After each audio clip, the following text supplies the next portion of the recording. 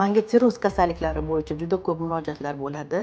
Sababi men o'zi sirroz kasalligiga, ya'ni o'sha qonda trombotitlarni tushib ketishi, ya'ni o'sha jigari tiklash bo'yicha Toshkentdagi virusologiya ilmiy tekshirish institutida o'zim 100% tabiiy dori yaratganman. Uni o'sha yerda bemorlarda qo'llaganman. Bu mana oldimga kelayotgan ko'p bemorlar qancha yashayman, yana qancha yashayman degan savolni 99.9% berishadi. Bu yakun emas. Men bunday bemorlarga 20 kunlik, 40 kunlik muolaja beraman. Mana shu mahsulotlarni. Agar sirroz kasalligida trombotitlarni tushishi kuzatiladi.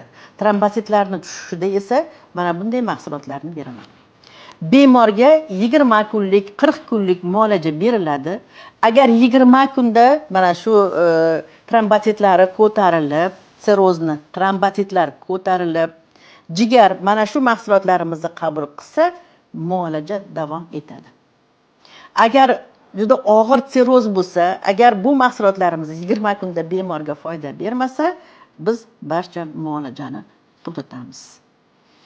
Shifo albatta Allohdan, lekin meditsina tarafdan ham parallel ketilaveradi. Ya'ni vrach nazoratida bo'lishi kerak.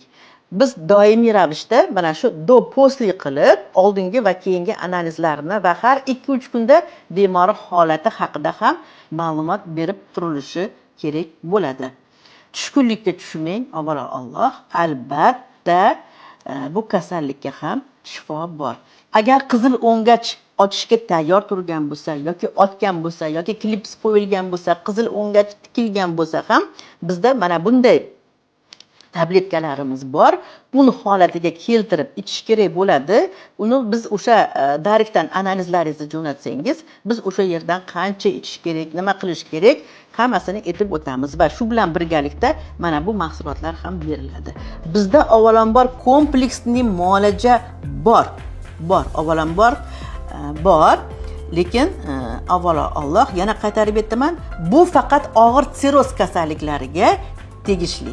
Keling, qabulga mana foydalaning va birgalikda mana shu kasallikni yengishga harakat qilamiz.